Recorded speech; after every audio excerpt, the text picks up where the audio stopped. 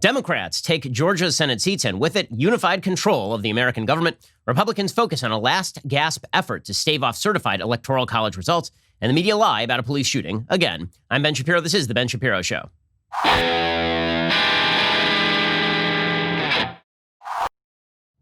Today's show is sponsored by ExpressVPN. Protect your data from prying eyes at expressvpn.com/Ben. Well, we'll get to the utter and total screwing of the Republic in just 1 second.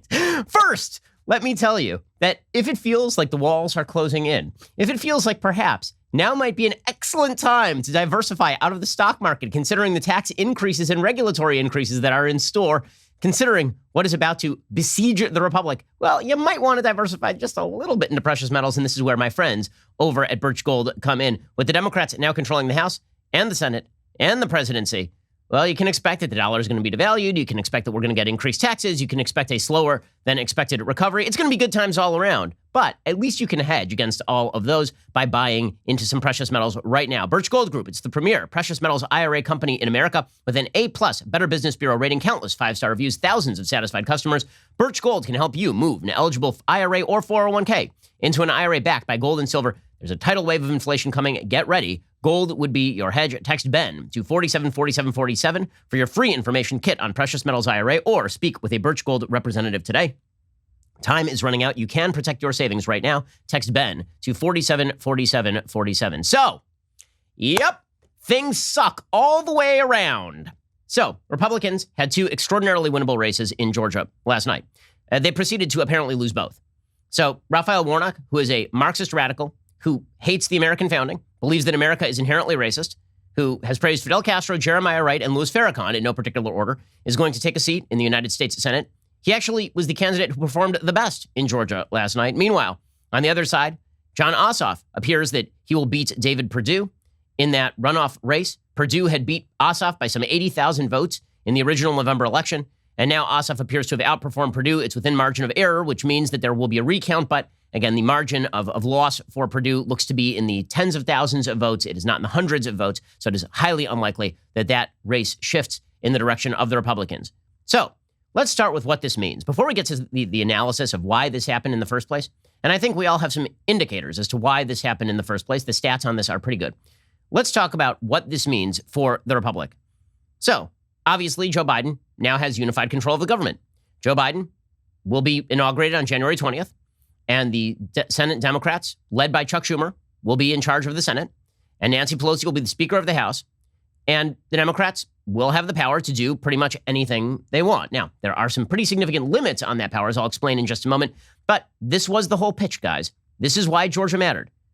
This is why Georgia mattered. The reason that Georgia mattered, the reason this was the most important election of this year. Okay, it was more important than the presidential, what just happened in Georgia. It was because the shift after the presidential, it meant that there was still the opportunity for Republicans to be able to stymie whatever insanity Democrats had coming down the line. Now that is likely off the table in some pretty significant ways.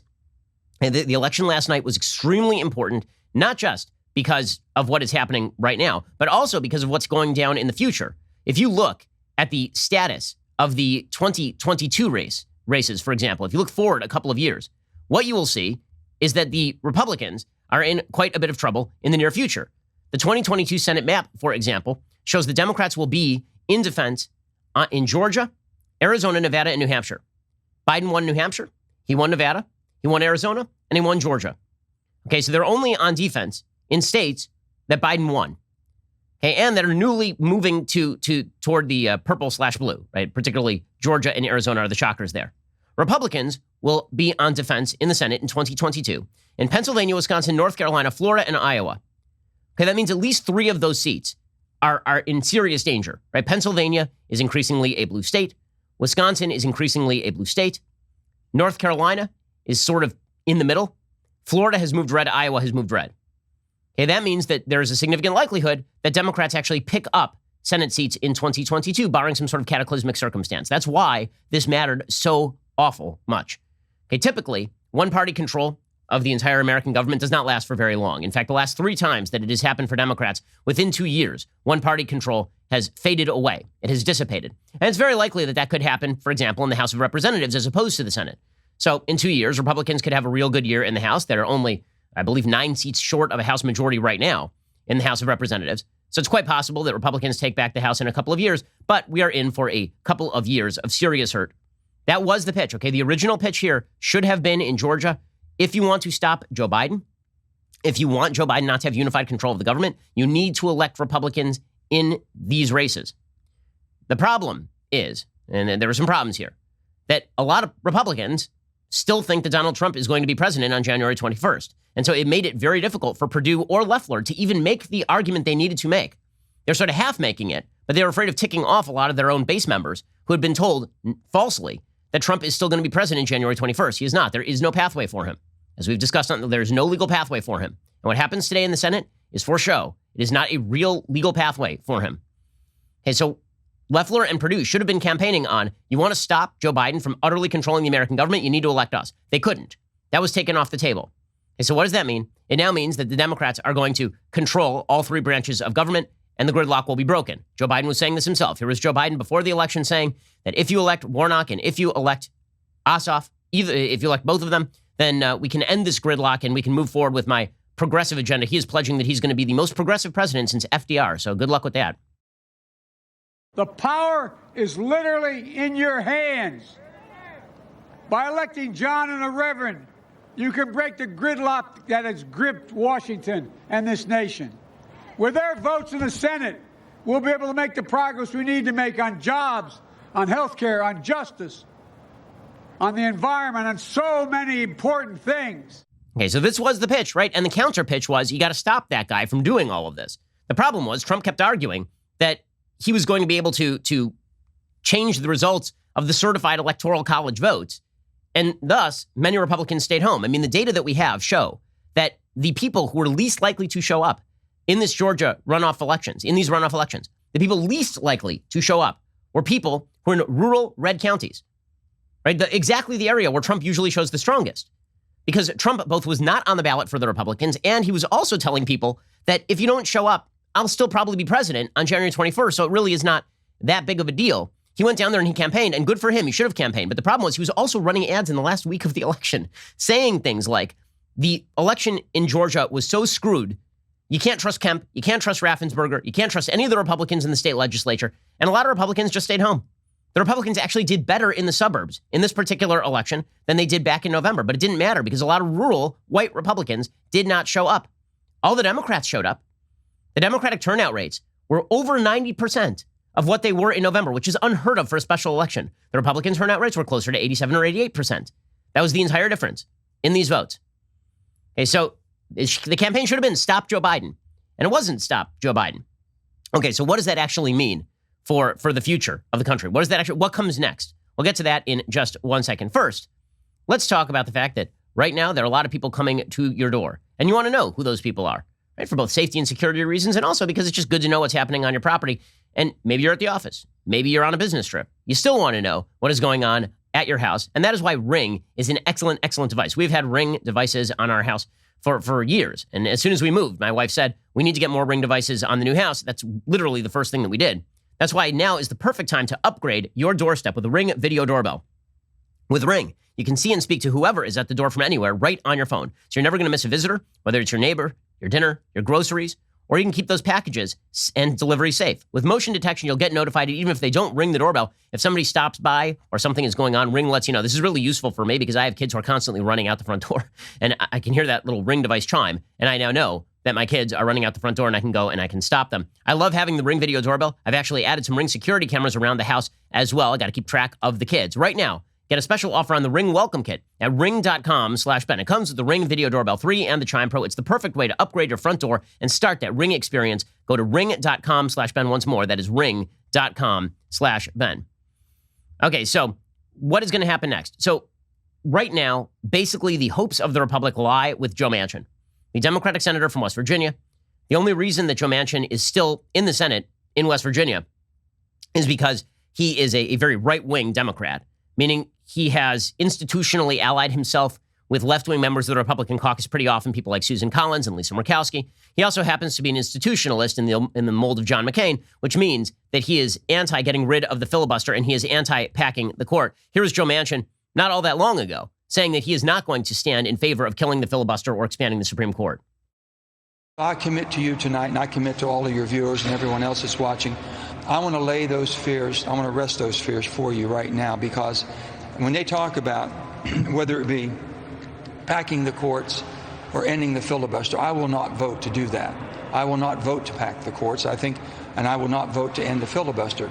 Brett, this system, the Senate, was so unique body in the world. It was made to work together in a bipartisan way. And once you start breaking down those barriers, then you lose every reason that we are the institution that we are, the most deliberate body. Okay, so watch for Joe Manchin to absolutely be shellacked by the left. I mean, every day the pressure is going to be on Joe Manchin because so many of the Democratic hopes for their legislative priorities rest in ramming through everything with 51 votes or 50 plus Kamala Harris. So if the filibuster is still in place, you need 60. To break the filibuster, you need 60 votes. So without killing the filibuster, what exactly can be done? And this is why, realistically speaking, Biden is not going to get most of his agenda here. So that's a comfort, right? Just on a legislative level, that's a comfort, because what Biden would wish to ram through and what he is capable of ramming through are two very different things. Okay, the process that he is going to use is a process called budget reconciliation. Okay, budget reconciliation is there's a certain area of American law and Senate procedure in which 51 votes, or 50 plus the vice president to break a tie, that number of votes is necessary only in order to pass particular budgetary items. So you can't, for example, pass amnesty through budget reconciliation. Now, he may not have to pass amnesty through budget reconciliation, right? He may actually have the votes for amnesty. Like, this is the thing that I'm most worried about on a pure legislative level. There are really three things that I'm worried about on a pure legislative level from Joe Biden with his new Senate majority, which is just unthinkably bad. Here are the three things. I'm worried significantly about tax increases because of budget reconciliation, which I'll explain in a second. I'm worried about immigration because I think there are a lot of soft-hearted Republicans and in some cases soft-headed Republicans who are going to try and revive the 2013 immigration deal that would not only legalize the so-called dreamers, but would actually legalize 11 million people minimum who are in the country illegally, right? Create a quote-unquote pathway to citizenship for them and get very little in return, because there are a lot of Republicans out there who still believe that if they're soft on immigration, somehow this is going to shift Latino voters into their aisle. I don't see the evidence for that at all. Donald Trump actually outperformed with Hispanics compared to, for example, Mitt Romney in 2012. Right? Romney was very soft on immigration, or at least more soft on immigration. Trump was very harsh on immigration and very openly harsh on immigration, and he did much better in 2020 with Hispanics than he did in 2016. So the evidence that Republicans would be making a smart electoral move by signing on to some sort of giant amnesty bill that legalizes what is really not 11 million, it's probably closer to 20 million people who are in the country illegally, that seems like bad politics to me. But it would also not be hard, I think, to peel off enough Republicans to defeat a filibuster there. So that is the top legislative priority that is likely to receive some sort of bipartisan negotiation for Republicans, because Republicans are afraid of the issue, even though they really should not be. Even though there actually is a pretty wide consensus in the United States what to do about immigration, which is make sure people don't come into the country illegally. If they do come into the country illegally, then you deport them. If they've been here for a very long time, then you determine whether they ought to remain in the country based on whether they are of benefit to the United States or whether they are not. Right? Everybody basically agrees on that by polling data. But Republicans, I think, might well sign on to some sort of amnesty bill because they've done so in the past. So I'm worried about tax increases. I am worried about immigration. And I'm worried about the public option, because Democrats did use budget reconciliation to pass Obamacare. Right? They did use this process. They twisted this process to use budget reconciliation.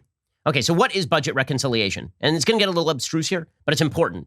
You got to know these rules, because these are the rules Democrats are going to use if Manchin doesn't cave on the filibuster. Now, if Manchin caves on the filibuster, it's all over, right? I mean, the country is basically toast. If Manchin caves on the filibuster, and if the Democrats get rid of the filibuster in the Senate, then they would move immediately to make Puerto Rico and Washington, D.C. states, which would add 4 senators.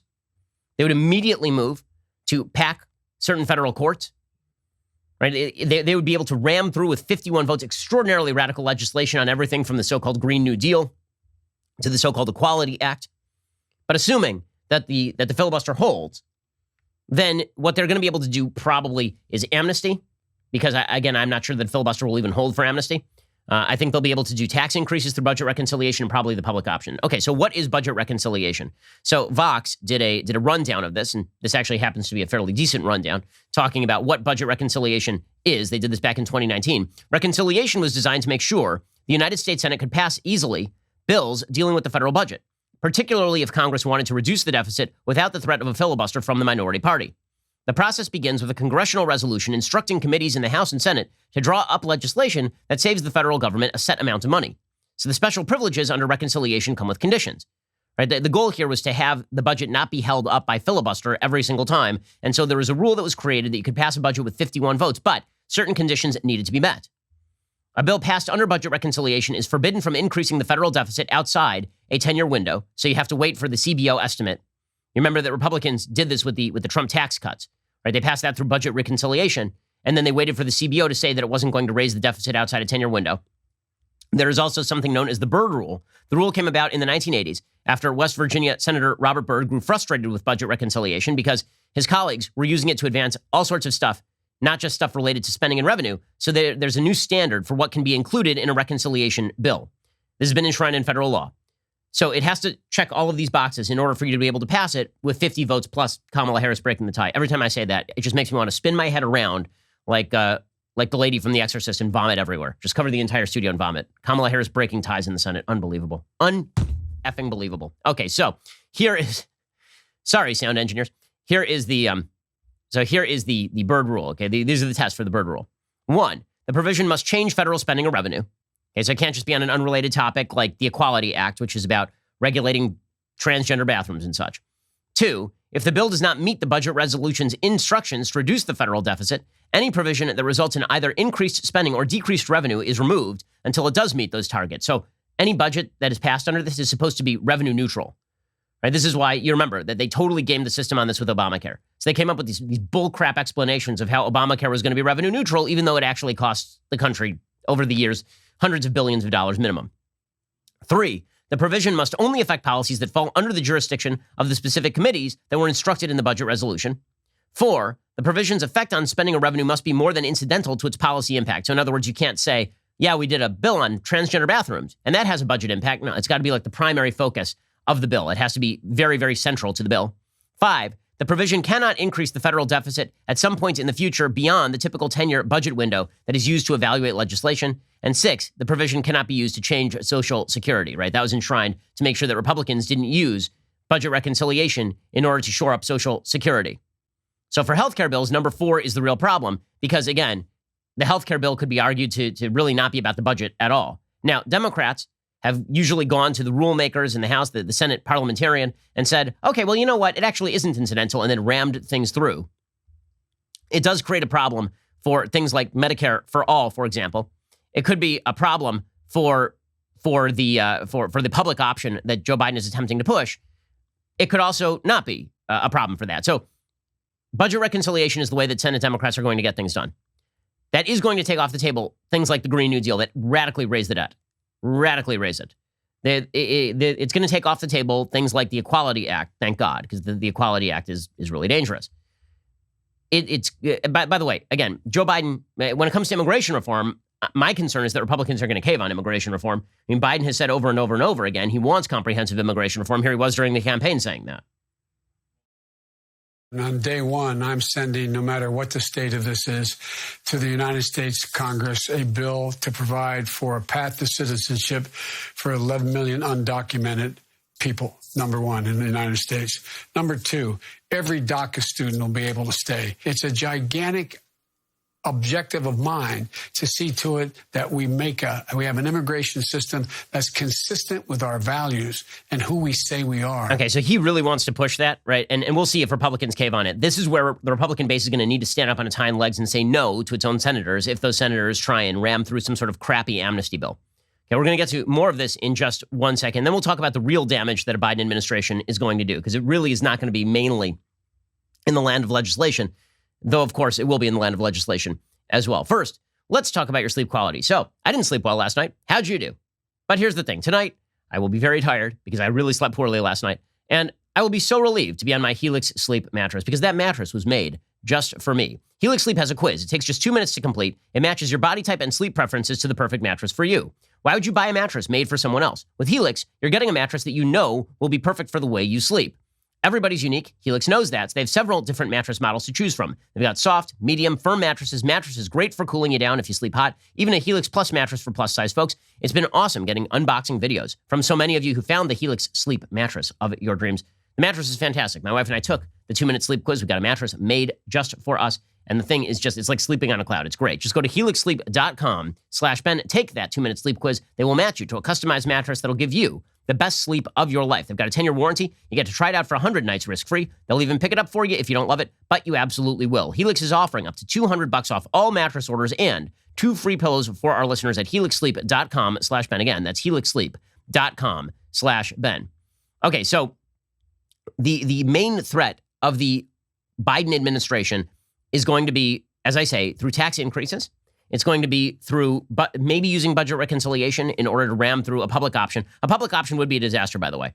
Now, I know a lot of people don't understand what a public option is, but a public option is basically the federal government sets up an alternative to private healthcare insurance. And the idea is that they are now going to subsidize healthcare for everyone, right? So there will be a baseline level of healthcare provided by the federal government. You don't have to be poor to access it, right? You don't have to be on Medicare or Medicaid in order to access this. It would just be, people will get thrown off their insurance willy-nilly because employers are not going to want to pay for it.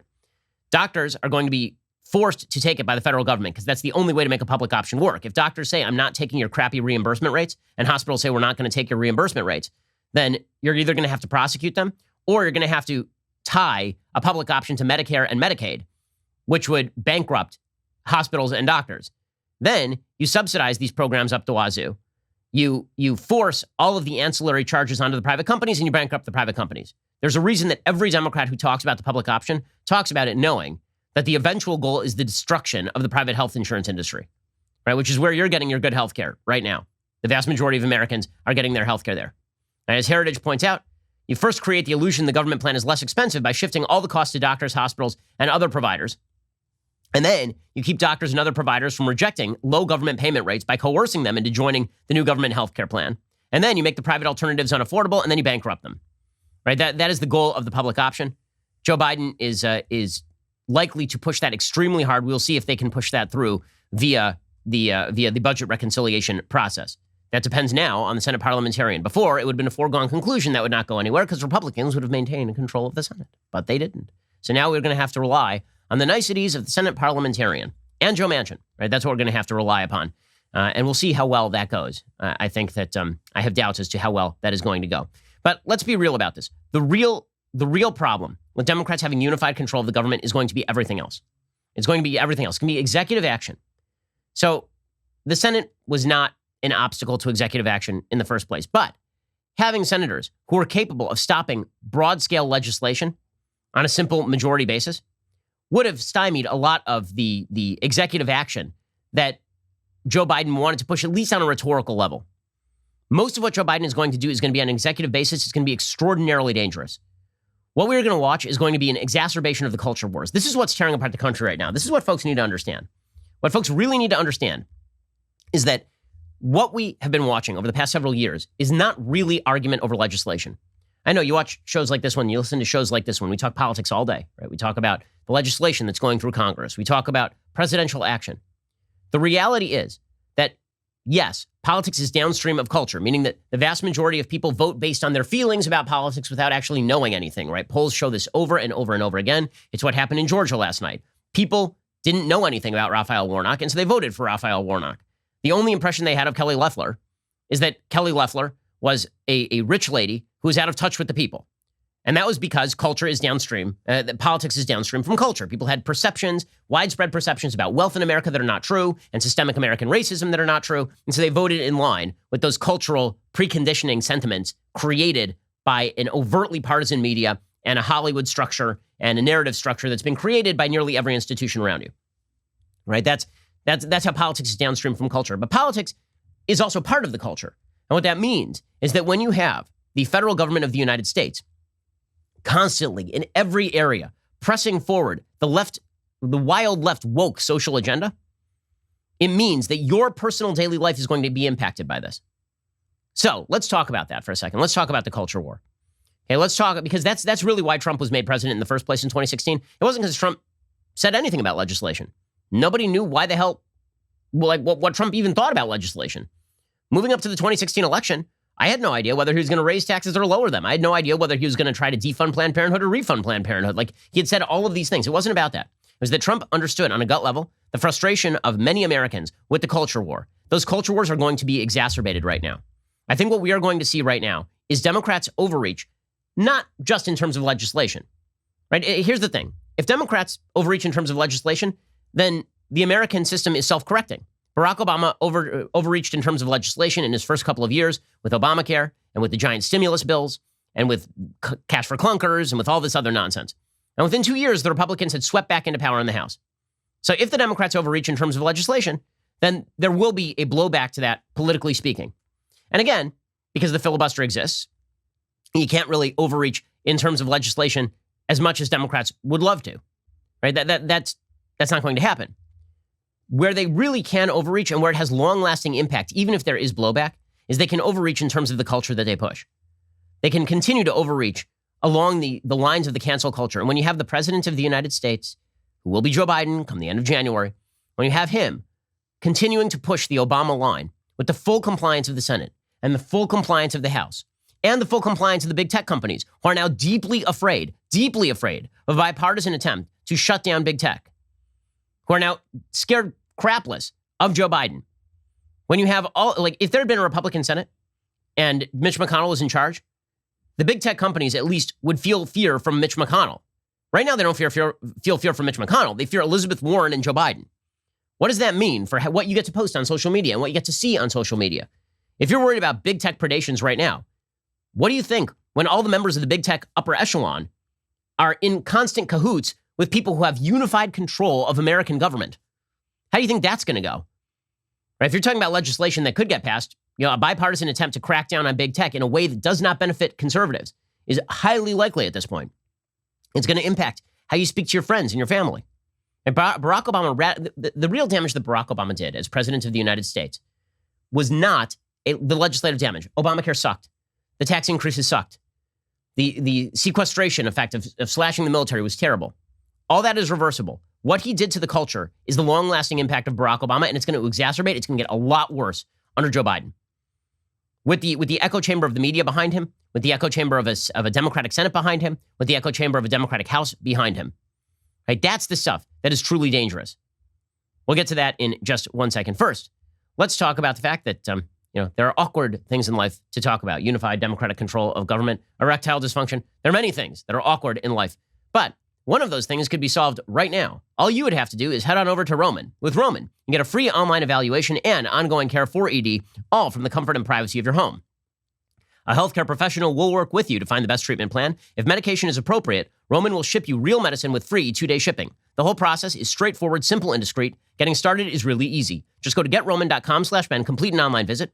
ED used to be tough to talk about. Now there is Roman. Complete that online visit today. Connect with a doctor. Get it taken care of. Just go to GetRoman.com/Ben to get up to $50 off your first month of ED treatment, a free online visit, and free 2-day shipping. That is GetRoman.com/Ben for up to $50 off your first month of ED treatment. GetRoman.com/Ben, GetRoman.com/Ben. If you have a medical problem like ED, there's no reason why you should wait around on it. Just go get it solved today, and then you don't have to think about it anymore, and your life is better. GetRoman.com/Ben. That's GetRoman.com/Ben for up to $50 off your first month of ED treatment.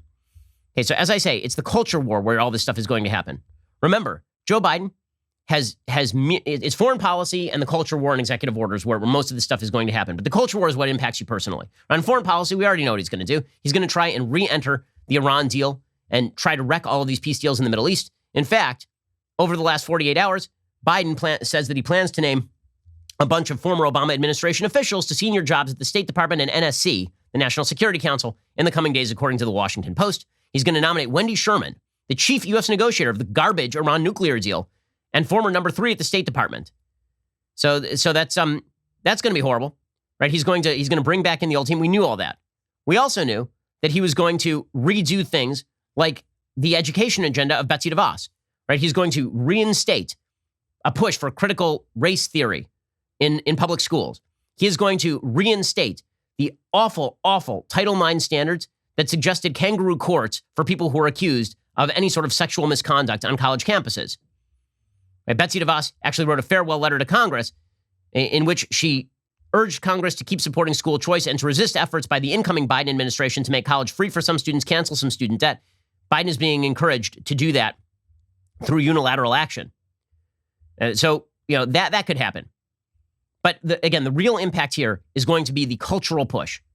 The cultural push. Remember, the Biden-Sanders agenda. So remember, that very early on in the race, after Biden had obviously picked up the nomination, he created a unity agenda with Bernie Sanders. By the way, worth noting, members of the squad were appointed to the House Oversight Committee. So if you've enjoyed the House Oversight Committee's shenanigans for the past several years, get ready for more and worse.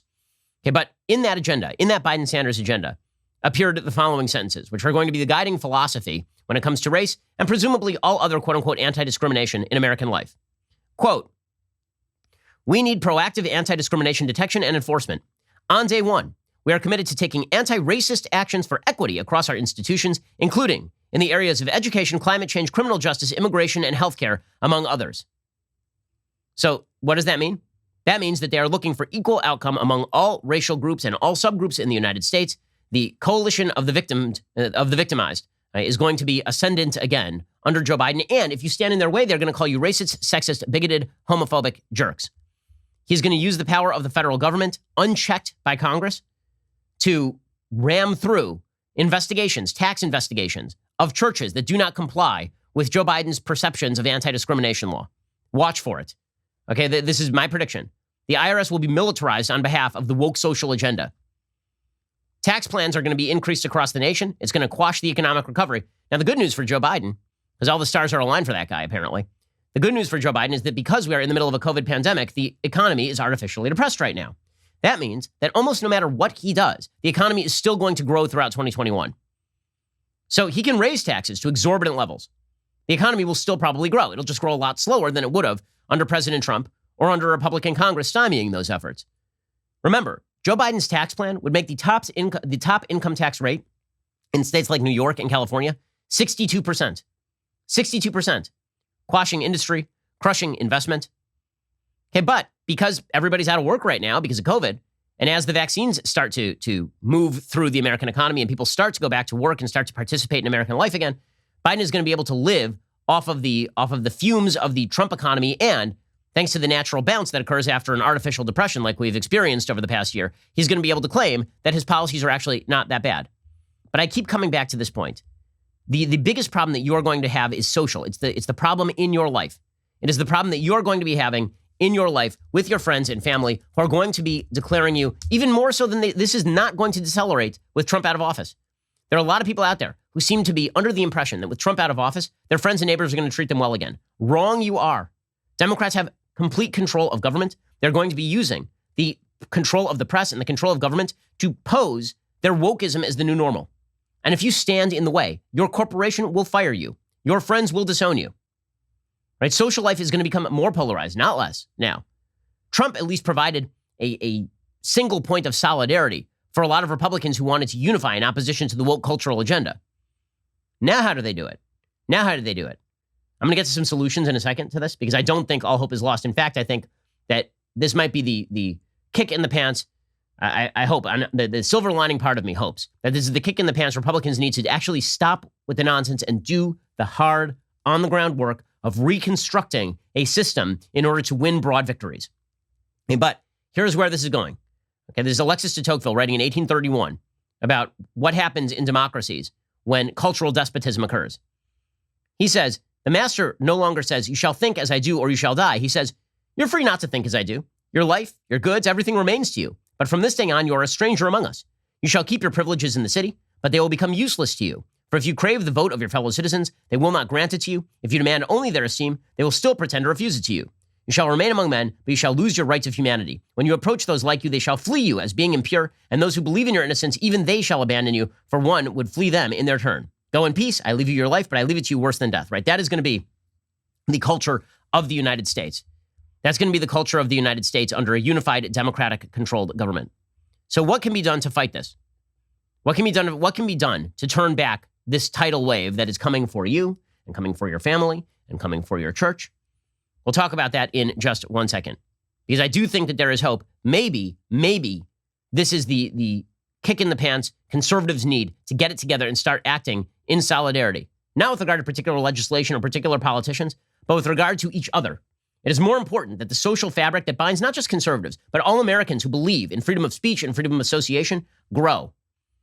I don't care all that much about which politicians are elected as long as they leave me alone. But I care about politics because they won't leave you alone. I'm much more concerned. I'm not concerned about your loyalty to a particular politician, because politicians are not loyal to you. They're loyal to themselves. Invariable truth of life. But I am concerned about the loyalty we have to one another, about the horizontal social fabric of the United States. We need to form social ties that help prevent the predations of a top-down federal government and their woke allies in the media and in the corporate world and in Hollywood and in the scientific community. The tsunami is coming. We better build a dam right now. Okay, like right now. We'll get to that in just 1 second. First, our eyes were not meant to look at screens all day. And I will tell you, like months and months ago, before I had Felix Gray glasses, I would get headaches at night because I stare at screens all day long, right? I mean, I look at my computer screen, and then I'm looking at my phone screen, and then I'm watching TV with my wife at night, and spend hours and hours in front of a screen all day. God didn't mean your eyes for that. So that's why your eyes probably hurt at the end of the day. It's probably why you have a headache. You need Felix Gray glasses. They filter 15 times more blue light from screens than any other clear blue light lenses to help restore your balance. The original optical lenses relieve most eye strain symptoms from daily screen time. The more advanced sleep glasses relieve serious daily eye strain, were especially designed for late night screen time to improve sleep. Felix Gray frames, they're hand finished from Italian acetate, making them durable, lightweight, super comfortable. Blue light lenses come standard, starting at $95, or you can add your prescription at checkout, starting at $145. It's not going to cost you a fortune to get rid of the headaches you've been suffering because of the blue light. And if you don't love the glasses, in the first 30 days, their in-house customer care team will take care of exchanges and returns. No hassle, no questions asked. Felix Gray glasses are designed for the 21st century. Go to felixgrayglasses.com/Ben to shop glasses that work as hard as you do. That is FELIXGRAY glasses.com/Ben. Free shipping, free exchanges, 30-day money-back guarantee. felixgrayglasses.com/Ben. Okay, we're going to get to more of this in just 1 second. First, there's a reason that millions and millions of Americans believe overt lies about the state of politics, about their fellow Americans, about conservatives. And a lot of that has to do with the culture war that we're talking about right now. If we don't fight the culture war, if we don't get involved in the culture war, we're going to lose. Daily Wire is joining the culture war. That is why we are launching our first mainstream motion picture, Run, Hide, Fight. It's not kind of a typical conservative film with an altar call at the end or with a sort of happy church message. That's not what the movie's about. Okay, the movie is intense, it is violent, it is rated R, it is edgy, and it is designed to draw younger Americans particularly to more conservative values. The movie follows a high school besieged by a quartet of school shooters when one young girl, 17-year-old Zoe Hull, uses her wits and survival skills to fight back. You can watch the full trailer over at the Daily Wire YouTube channel. It's fantastic. The performances are really good. It is high-quality movie making. Really, I mean, it's the first time anybody in the conservative world has done anything like this. Go check it out right now by going to dailywire.com, because Run, Hide, Fight will be available to watch Friday, January 15th. If you're a subscriber at dailywire.com, we will be doing a special live stream premiere the night before on Thursday, January 14th on the Daily Wire YouTube channel. Let's kick off 2021 by fighting back in the culture. We need to create our own content. We need alternatives. That's what we're trying to be for you. We want to replace the media that lie to you and lie about you on a daily basis. Check us out at dailywire.com. You're listening to the largest, fastest growing conservative podcast and radio show in the nation.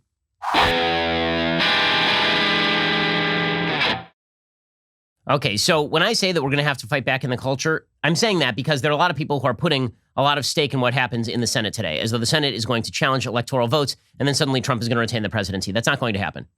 I mean, I don't wish to be the bearer of bad tidings. I wish it were not this way. Okay, but there is no legal process to do what people want Pence or the Senate Republicans to do. They're just not. Okay, I explained the law in detail on Monday. That's not how any of this works. Okay, you're allowed to challenge electoral votes when there's more than one slate of electors legally sent by a particular state, when there's actual fraud and voter irregularity that has been proved. You are not allowed to simply challenge votes because you don't like the outcome of votes in particular states. And it is not a forum to talk about voter processes within states. The federal government was not given charge of this. The whole point of the Electoral College is that states are supposed to have the final say in who gets elected president of the United States. That is the purpose of the Electoral College. To put the federal Congress over that is to essentially grant, I mean, on a moral basis, it's wrong. But beyond that, on a political level, it's absolutely asinine for Republicans to want that kind of standard going forward.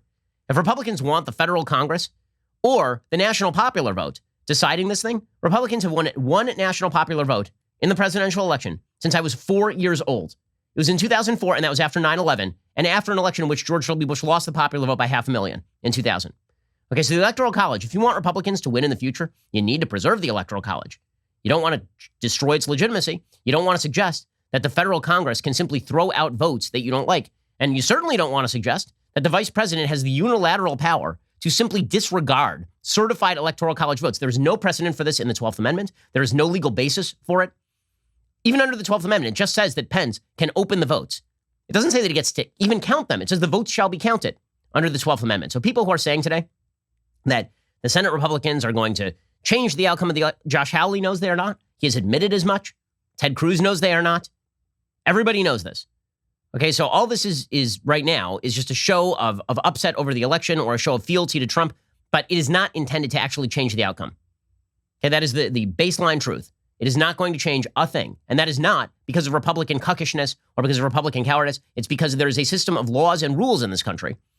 They are embedded in the law. Andy McCarthy, a huge Trump fan, a huge Trump advocate, has written extensively about this. Anybody who's suggesting that Mike Pence is the guy who will just reinstall, like, how do you think this is going to go? How would it have gone in 2016 if Joe Biden had simply said, you know what? Hillary Clinton won by 3.5 million popular votes. And, it appears that Trump beat her in Wisconsin, Michigan, and Pennsylvania, but it was such a slim margin. I don't really like those votes. So we're just going to, unilaterally, Joe Biden, I've decided I'm not going to count any of those votes. And thus Hillary Clinton becomes president. How do you think that you would feel about that?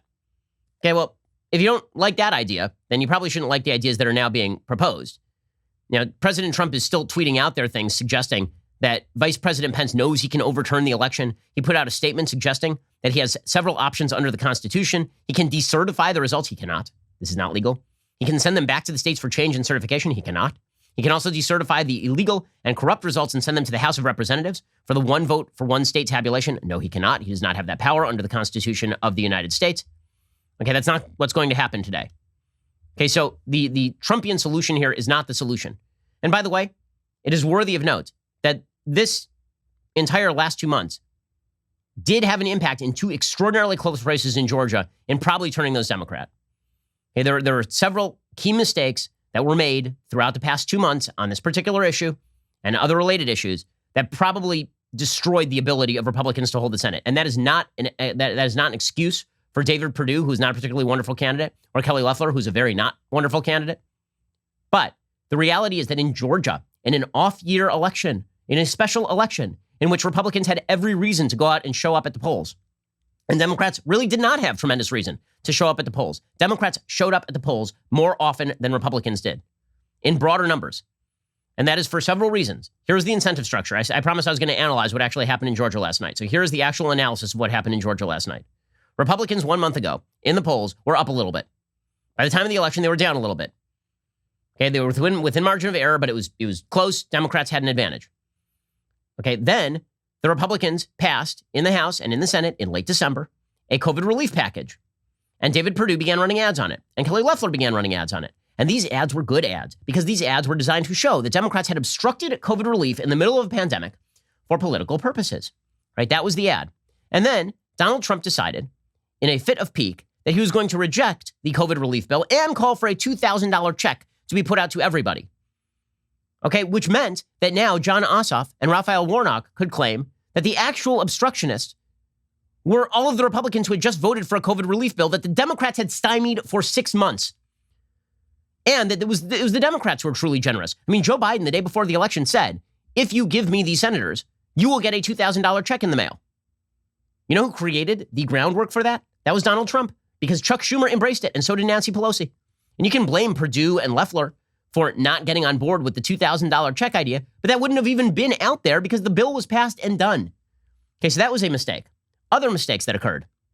When the president of the United States, doesn't matter how often he goes down and he rallies in these areas, when those rallies circulate around the idea that the Georgia election was fraudulent in November, and he provided no hard proof that the Georgia election was fraudulent in November, when you do that over and over and over, when you run ads in the week of the election suggesting that Brad Raffensperger and Brian Kemp and all the Republicans in the state legislature and all of those Republicans are basically bought off or basically corrupt or screwing this thing up or that you're a schmuck to support them, do you think that the people who love Trump are really going to go out and vote in mass numbers for David Perdue and Kelly Loeffler? Or are they going to do what Lynn Wood was telling them to do? Are they going to stay home? Right? Because here, and not only that, when Donald Trump made himself the center of the Georgia Senate races after the election, right? I mean, he's on his way out because the Electoral College has already voted by the time of the election. When Trump made himself the center of the election, what did he do? He drove every Democrat to the polls. So here's the thing about Trump, and it was true in November. He drives a lot of Republicans to the polls. He also drives a ton of Democrats to the polls, particularly Democrats in urban areas. Black Democrats showed up in mass numbers for Warnock and Ossoff. You know who didn't show up? Exactly the people that Donald Trump is supposed to appeal to the most: rural white voters. In fact, if rural white voters had showed up in the same numbers this time around as they did back in the beginning of November, then the Republicans would have held. Not only that, Republicans have been bleeding out in the suburbs for years, right? I mean, if you look at the actual districts where Ossoff did well this time, those were districts won by David Perdue in 2014. There's as much of a 20 to 30 point swing in some of these districts, in some of these counties, over the last 6 years. That has to do with the fact that Republicans basically between 2012 and 2020 traded away a lot of their suburban support in favor of rural support. Here's the thing. You can have both. You can have both suburban support and rural support. It is not impossible to have both. Hey, but by making himself the center, Democrats showed up, and every day, Warnock and Ossoff did not even campaign really against Perdue and Loeffler. They campaigned against Trump because Trump was on the TV every single day talking about how he was going to shift the election and how Georgia had been screwed up. And Warnock and Loeffler and Warnock and Ossoff were on TV every day saying Donald Trump wants to disenfranchise you, right? Which is not true. Doesn't matter. They got to play with that talking point, and Democrats were willing to parrot it. That Donald Trump wants to disenfranchise you if you are a Democrat. He's a racist. He wants to disenfranchise you. Black voters showed up to the polls in droves. Meanwhile, Trump depressed his own vote in Georgia for those Georgia senators. And so the hope that Donald Trump would retain and beyond that, finally, when Donald Trump maintained over and over, as he is maintaining today, by the way, that he will still be in office in January 21st. It said to a lot of Republicans, okay, well, I want to punish the Georgia Republican Party for not standing with Donald Trump. And I have faith that Donald Trump is not lying to me and that on January 21st, he will still be president. And so it doesn't matter what I do with the Senate. Those Senate Republicans are cucks, and those Senate Republicans don't deserve my support. Donald Trump deserves my support. And so I'm not going to bother voting.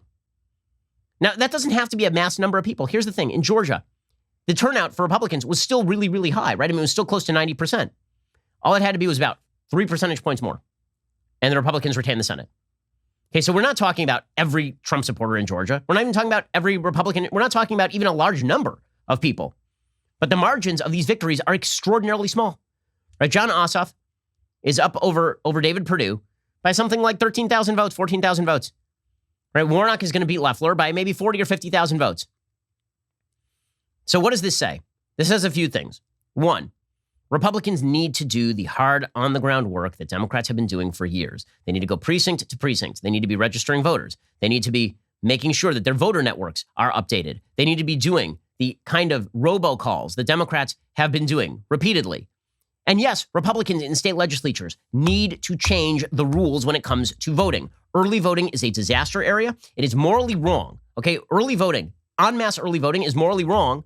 Not because it's wrong to vote early on an individual level, but because when you have tons of people who are voting 3-4 weeks before an election, a lot of stuff happens in those 3 to 4 weeks. Election day is known as election day because it is election day. Now, if you have a health problem, if you have a legit reason why you can't vote that day, that's one thing. But the notion that anybody, for any reason, should be voting 2 months in advance of an election is it's ridiculous. It's ridiculous. Republicans need to shore that. They need to shore up voter ID. They need to cleanse the voter rolls. They need to make sure that the system is not being gamed. That is hard on-the-ground work that has to be done within states. It can't be done by the Senate today. It can't be done by congressional Republicans who now have no power. It can't be done by any of those people. It has to be done in the states. Hard on-the-ground work. Hard on-the-ground work. That's what it's going to take. And in the meantime, there's going to need to be another thing that is done.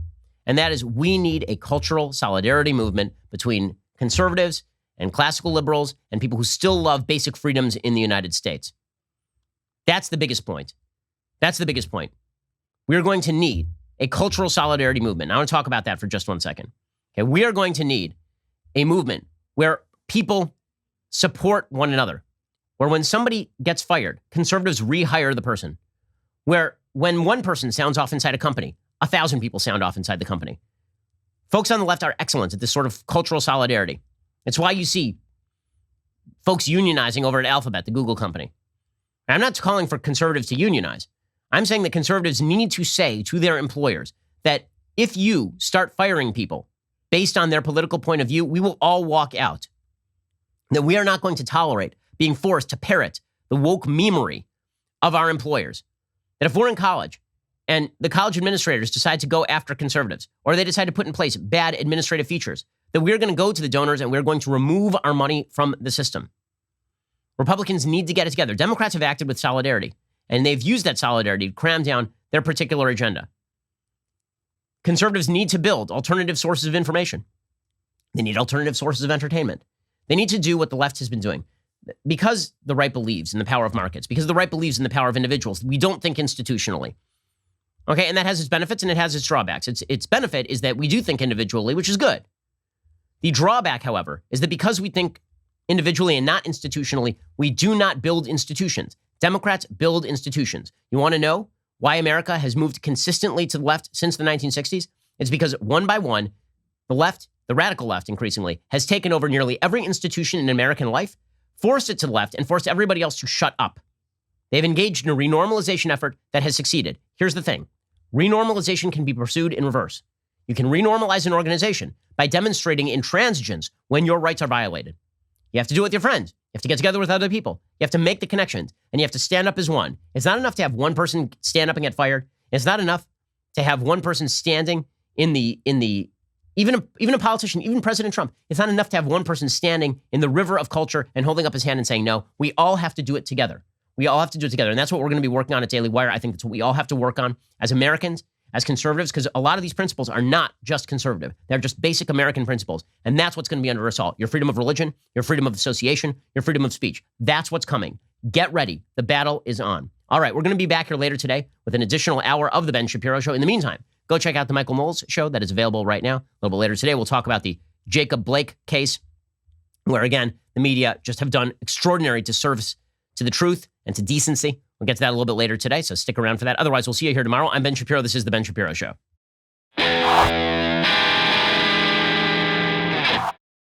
The Ben Shapiro Show is produced by Colton Haas. Executive producer, Jeremy Boring. Our supervising producers are Mathis Glover and Robert Sterling. Production manager, Pavel Wydowski. Our associate producers are Rebecca Doyle and Savannah Dominguez. The show is edited by Adam Sayevitz. Audio is mixed by Mike Coromina.